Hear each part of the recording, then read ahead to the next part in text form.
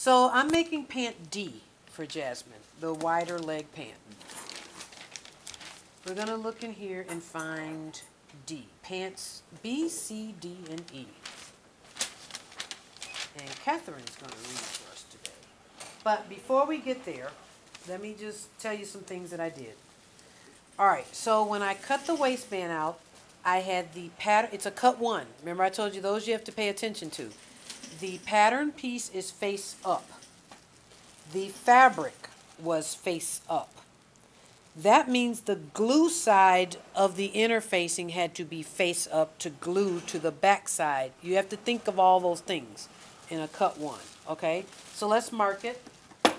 On the side with the notches, which is this side, I've got center back. I'm going to put a little mark. She's size 18, so I'm going to make the side seam mark there. The squares are for side seam mark there.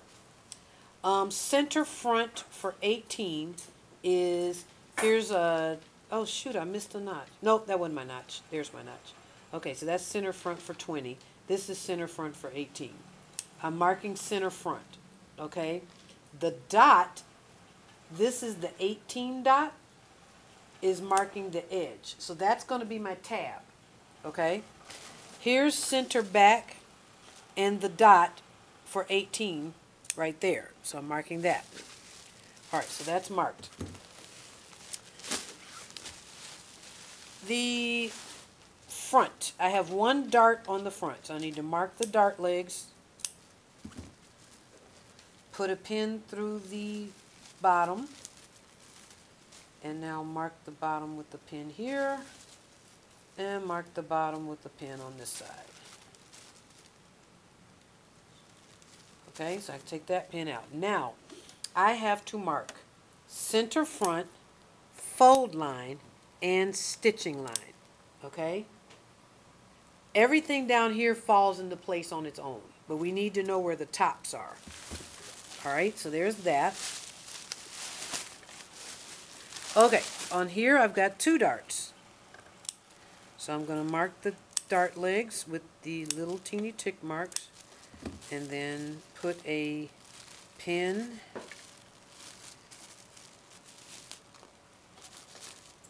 in the bottoms.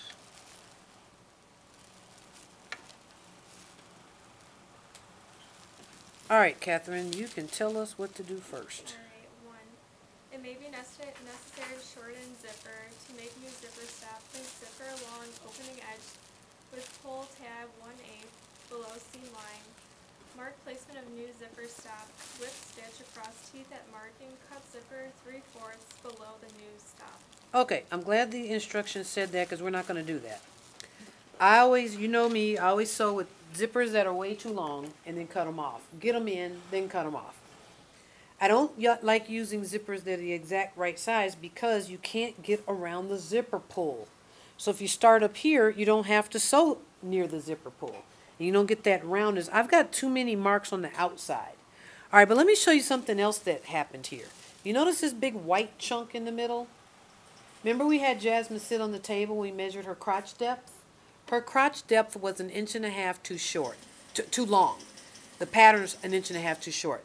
So I had to open this and lengthen it. And what that's going to do, without lengthening the pant, it brings up the rise. It's a high-waisted pant. It's to the waist. So the pant needs to be at the waist. So it wasn't going to be, which means if she's 30 inches right here, they were going to be 30 inches right here. Well, she's moving towards hip there.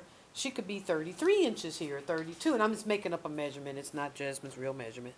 But it's getting bigger as it goes down. The pants aren't going to fasten either. And this is why people's pants don't fit. We all need a different rise on our pants. Now, if I wanted to be a real stickler, I would measure the crotch length. Okay? And that would be to measure from here around to there and stopping at seam allowance. Stopping at 5/8 inch here. Starting at 5/8 inch there.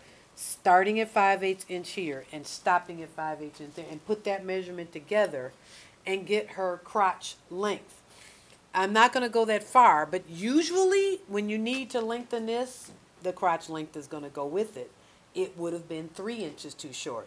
An inch and a half in the front and an inch and a half in the back. Okay, Chad taught you all this, right? Okay. So, forgetting the zipper now, what's the next step? For 2, front and back, stitch darts in back, 5 pieces, 5, 7, 9, and 11, press towards center. What? And then Oh, okay, so we're going to do all the darts. All right. that's for the back. Okay, I'll start with the back, doing the darts.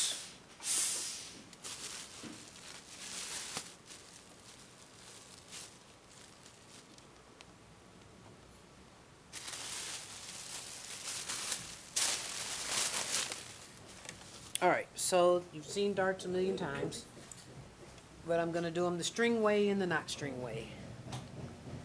Okay. We take the 2 tick marks, put them together, find the bottom. The string way is to pull the tails forward, put the needle down. I gotta make sure I'm in straight stitch. Put the needle down, straddle the tick marks around the needle, and then bring the string there. Bring the string to the bottom of the where the pin is, and then use it as a guide. Okay? So there's a dart. If you don't need that way, then I'll just do it the regular way. I hate darts, so I always sit and do them all first, so that they're just done.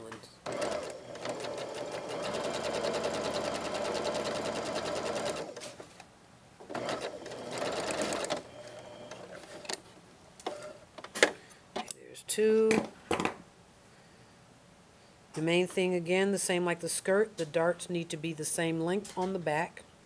The 2 darts that correspond to each other. The 2 inside ones need to be the same length, and the 2 outside ones need to be the same length as each other.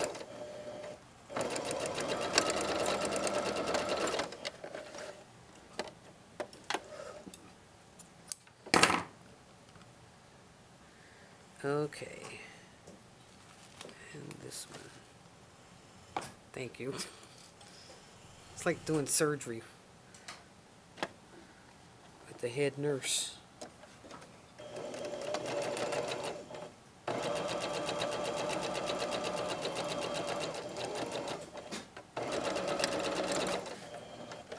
Okay. What's next? Alright, then stitch starts in front, 6, 8, 10, and 12, press towards center. What is 6, 8, 10, and 12? Aren't there like the pieces? So there's 5 and 6. I don't know what that means. I don't know what those numbers are for, so I'll stop reading them. Okay. Well, and we'll figure out we need them later when something goes wrong.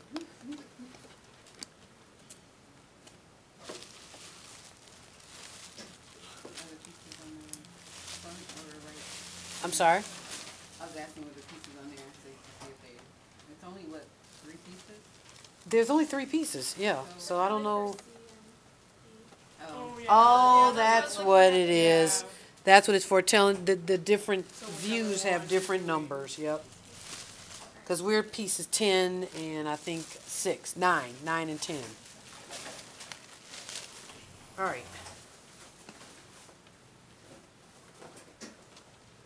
All right, so 2 more darts.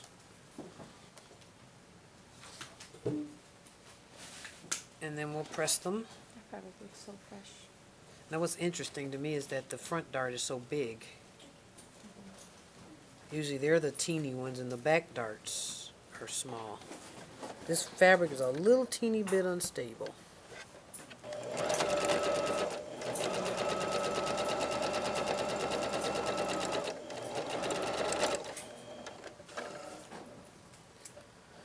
There's the scissors. Oh well.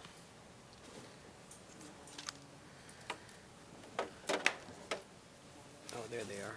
You found them? And I lost my pen, but I see where it was. Yep, there it was.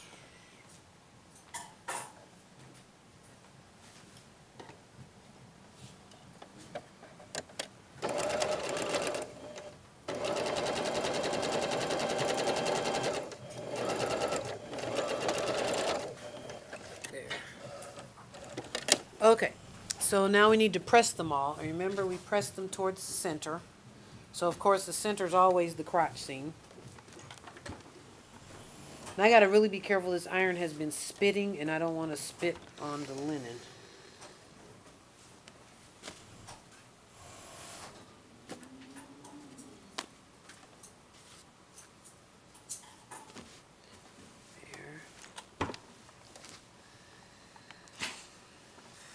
And there it is. Okay, stop trying to steam.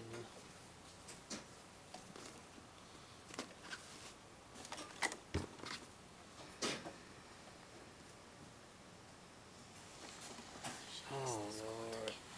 Well, this is like our third one. And if they stop dropping them, yeah. It's our, we keep buying them. Mm. We used to have 2. Now we have 1. They drop them all the time. Whenever you have a school, you have students, and you have to have durable stuff. Because they're learning how to hold and operate the equipment, and it's bound to get dropped. Okay, so what's next? Alright, 3 is zipper. So for D, pin remaining zipper tape to front or right front extension, stitch, keeping front free. Let me see. For D, We're making D. Okay. Stitch front sections together at center front between square and notch. Machine based above square. Okay, so the square, you skipped that part. I knew something was wrong. The square is where the notch is. Okay, so here's our front. We know our front because it's got that little fly looking piece. So we put that together. Now, we're going to pin this because there's a square right in here. Okay, and then we're going to stop right about where the notch is.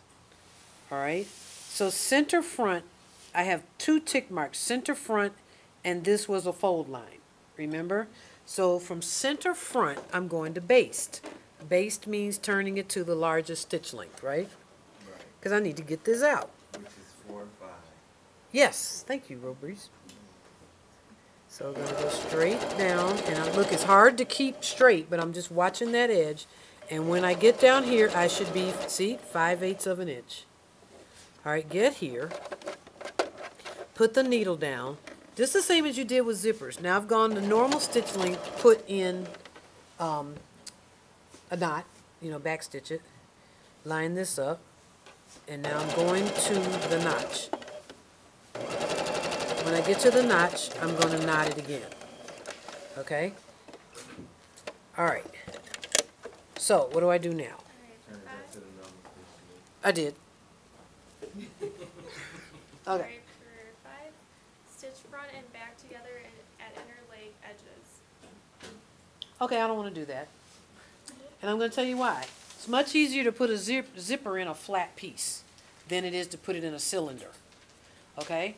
So, we now have to determine which side the fly should be on for a girl. Okay? So I'm going to look at mine. According to this side should get the decorative stitching, and this side should not. This side, do you see what a fly does? It's tucked under there. See how I can get my fingers under here? That's what a fly does. Oh, that looks terrible. Okay, that's what a fly does. Okay, so I'm going to lay this out, press it like this. Not press it with my fingers, press it. Then find this fold line and pull that over like this. I'm going to press this way.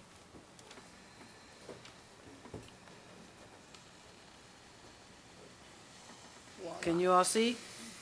That's not pressed open like it normally would be. I pulled that open flat against the seam, then I pressed on the right hand side that fold line. It was directly between that point and that tick mark. Okay? Alright. Oh, okay, so now we switch pages. At least could you, never mind, you need to stop because I